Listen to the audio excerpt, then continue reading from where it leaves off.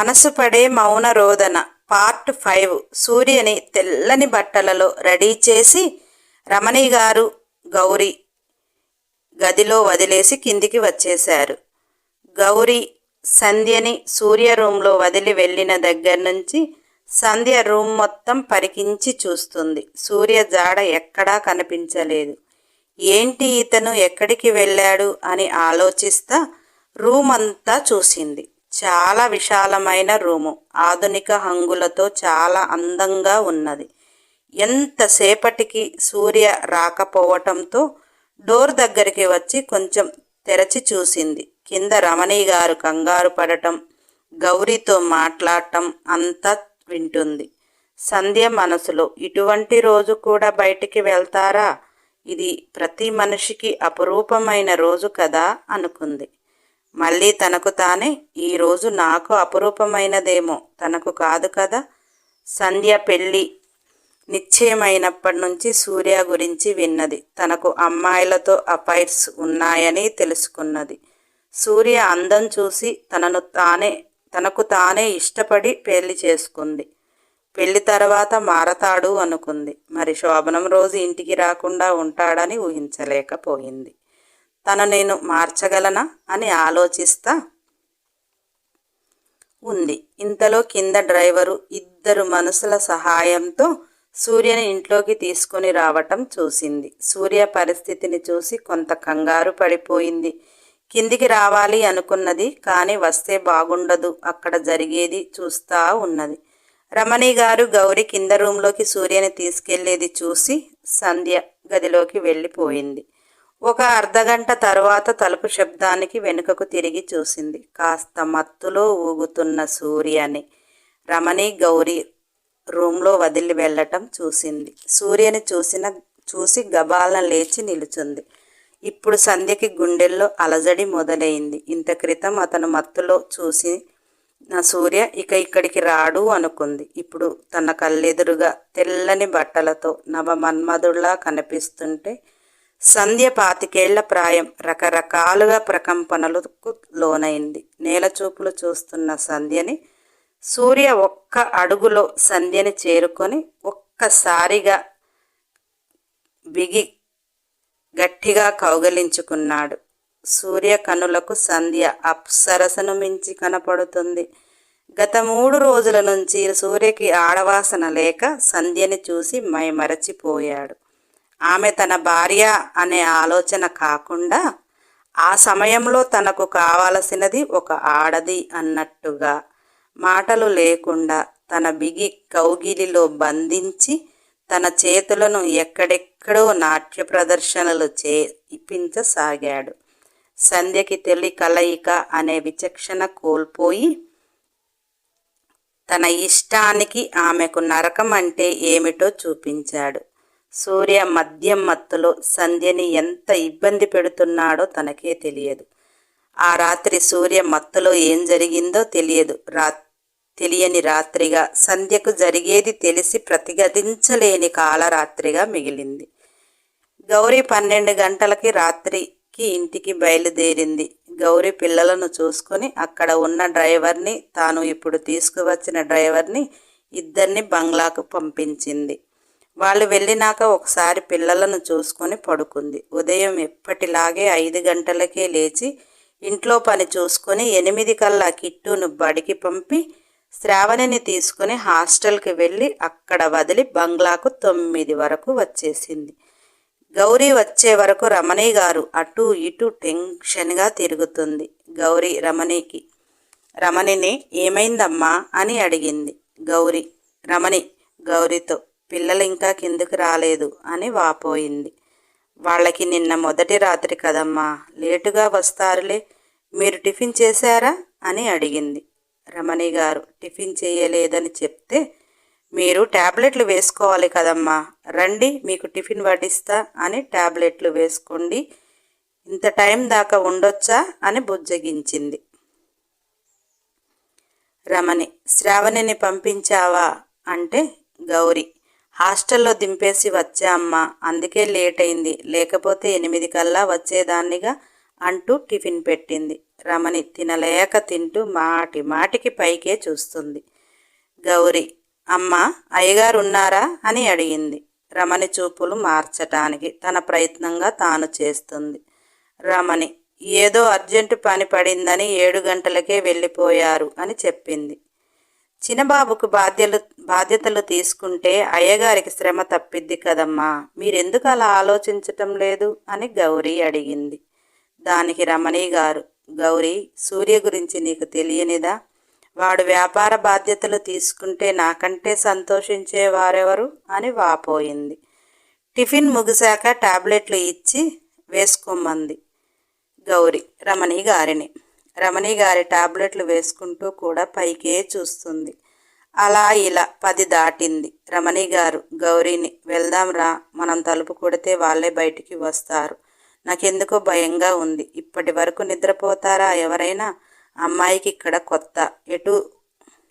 ఎంత లేటుగా పడుకున్నా కానీ ఒకసారి లేపి టిఫిన్ పెట్టించి మళ్ళీ పడుకోమందాం పద అని పైకి వెళ్ళారు.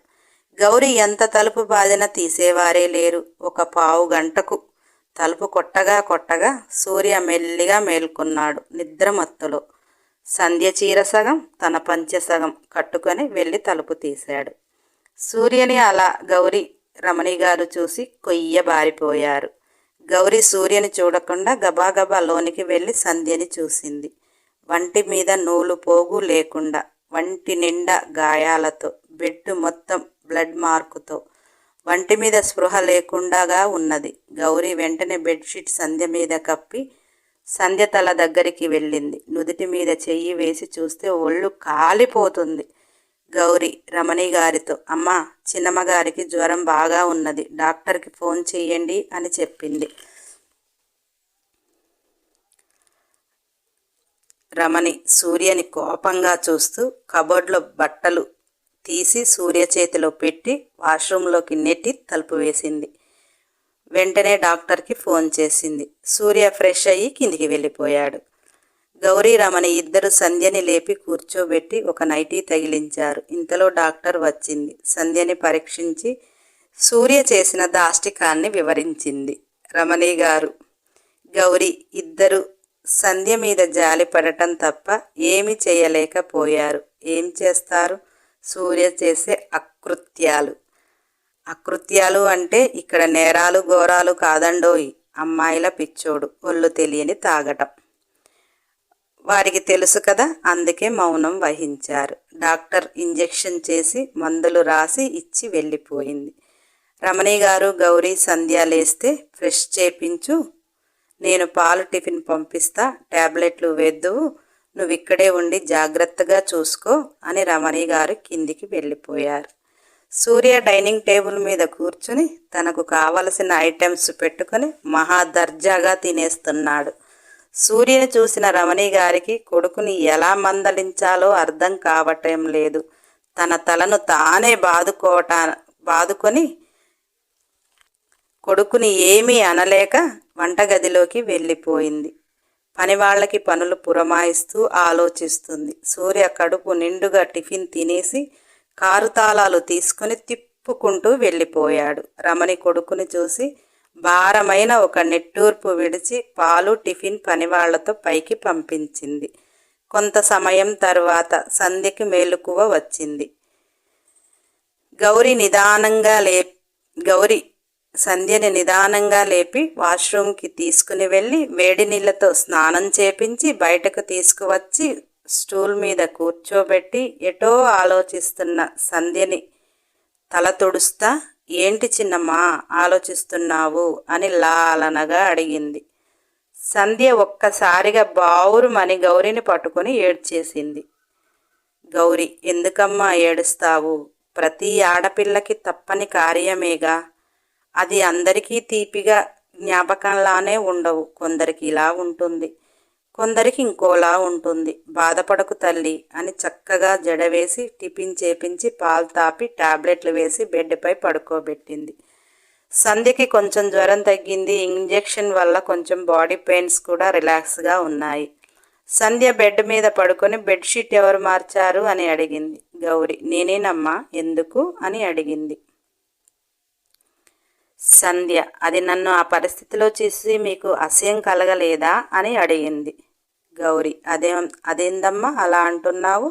ఒక ఆడపిల్ల అటువంటి పరిస్థితిలో ఉంటే అసహ్యం వేస్తుందా? నా ప్రాణం అయితే విలవిలా ఆడింది. నేను ఒక ఆడపిల్లని కన్నదాన్నేగా. నువ్వున్న పరిస్థితి నాకు తెలియనిదా? నిన్ను అసహించుకోవటమా? నువ్వు బంగారు తల్లివి అని గౌరీ అన్నది. సంధ్య నీళ్లు నమ్ముతూ తను అంటుంది. గౌరికి అర్థమైంది. చిన్నబాబు గారు బయటికి వెళ్ళారమ్మా అని గౌరీ గది అంతా శుభ్రం చేస్తూ సంధ్యని గమనిస్తుంది. ఏదో సూర్య గురించి తీవ్రంగా ఆలోచిస్తుందని. చిన్నబాబు చాలా మంచివారమ్మా, కాకపోతే పెద్దమ్మగారు గారాబం చేత అలా తయారయ్యారు. నువ్వు కొంచెం శ్రద్ధ పెడితే బాబులో మార్పు తీసుకుని రావచ్చు. బాబు చెడ్డవాడైతే కాదు అని బుద్ధులు చెప్తూ సంధ్యకి ఎదురుగా స్టూల్ మీద కూర్చుంది.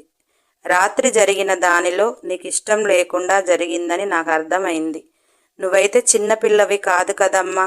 చిన్నబాబుని అర్థం చేసుకుని నువ్వు ప్రేమతో దగ్గర అయితే నీకు కూడా అటువంటి బాధ ఉండదు. ఆలోచించు తల్లి అని సంధ్య సంసారాన్ని చక్కబెట్టడానికి ఒక తల్లిలా లాలనగా చెప్తుంటే సంధ్య కూడా అర్థం చేసుకోవటానికి ప్రయత్నిస్తుంది. సంధ్య వెంటనే లేచి కింద కూర్చుని గౌరీ నడుము చుట్టేసి ఆమె మోకాళ్ళపై ముఖం పెట్టింది. గౌరీ వెంటనే లెగు తల్లి, మీరు కింద కూర్చోవటమేంటి? నేను ఎదురుగానే ఉన్నాగా, లేమ్మా అని గడ్డం పట్టుకొని బతిమిలాడుతుంది.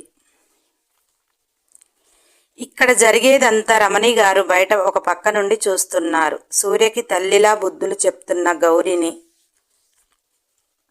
సంధ్యకి తను ఒక అంచనా వేయగలిగింది. నా దగ్గర పనిచేస్తూ నా మంచి చెడులు దగ్గరుండి సొంత మనిషిలా చూసుకున్న గౌరీ ఇప్పుడు కొడుకు కాపురాన్ని చక్కదిద్దుతున్న గౌరీని, కోడలికి మంచి బుద్ధులు చెప్తున్న గౌరీని అభినందించకుండా ఉండలేకపోయింది. సూర్యని ఎక్కడ తక్కువ చెయ్యకుండా ఒక ఆడపిల్లగా సంధ్య ఎలా చక్కదిద్దుకోవాలి నేర్పుతున్న విధానానికి సంతోషించింది. హాయ్ బంగారాలు, నెక్స్ట్ ఎపిసోడ్ కోసం సబ్స్క్రైబ్ చేయండి. నా మంచి బంగారాలు కదా, లైక్ చేయండి, షేర్ చేయండి, కామెంట్ చేయండి. అన్ని ఎపిసోడ్ల కోసం బెల్ ఐకాన్ టచ్ చేయండి.